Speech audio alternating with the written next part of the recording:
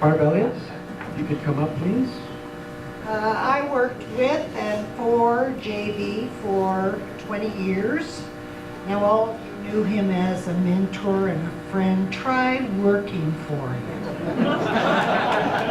Not easy, I can tell you. We're a table over there that are just going, oh my God, remember when? I'm going to do a little bit of what wasn't great about JB. He was the grumpiest human being I ever met in the morning. And he used the excuse of Oakville to never come in before 10 o'clock in the morning. So we're not talking, 9 a.m. God forbid anybody should ever say breakfast meeting. It just wouldn't happen. There was no way. So he was grumpy. He was also extremely frugal. May have been because he had the kids at home and he lived in Oakville and drove a Mercedes and made about 8 times what the rest of us made. But he was very frugal. We'd all go out for lunch and we'd go to a local restaurant, and first of all he'd spend half an hour making sure that a piece of garlic or onion would never cross his plate. He had an ulcer. No wonder he gave most of us one. He had an ulcer and there was no way he could have onion and garlic, and the wait staff would reassure him that his ulcer was safe. We'd have lunch, we'd get up to leave, divvy up the bill, get up to leave, and then one of us, or all of us, would have to go back and add to JB's tip, because he didn't believe in leaving more than about 2%. If it was a $10 bill and he had a quarter, that was what he left. So we'd all have to sneak back. JB smoked, as all of you know, but he never smoked his own.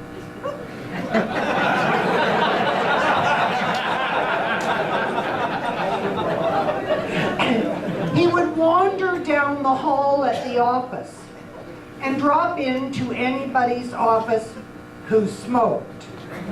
I saw a lot of them. And before he left, he'd have bummed 1, 2, 3 cigarettes and on to the next office where somebody smoked. Now again, this man is making 6 times what I'm making, and I'm supplying his cigarettes. So he was grumpy, he was frugal, sometimes downright stingy. But what he also had was an enormous generosity of spirit. I was not the easiest employee. No comments required.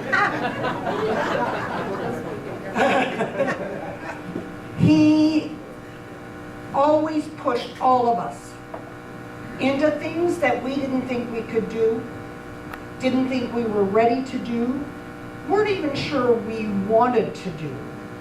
But John thought, well, I don't give a shit what you say, you're going to do this. And so we did. And he made us all better. He had confidence in us long before we had confidence in ourselves.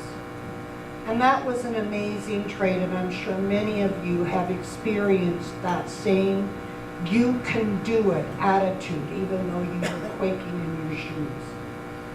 So frugal, grumpy, but generous with his time, with his energy. He finally approached the powers that be at Hayhurst, at Saatchi, or whatever the hell we were called then, and said, it's time for Barb to take over. I'm going to step aside. He was still doing a terrific job. Everybody loved him. I'm going to step aside because it's time for Barb to run the department. Now, who else do you know that would ever have done that? And he did, and I said, are you nuts? And he said, you're going to do it, and I did. He never interfered with my decisions, but he was always there when I wanted counsel. Very, very generous of spirit.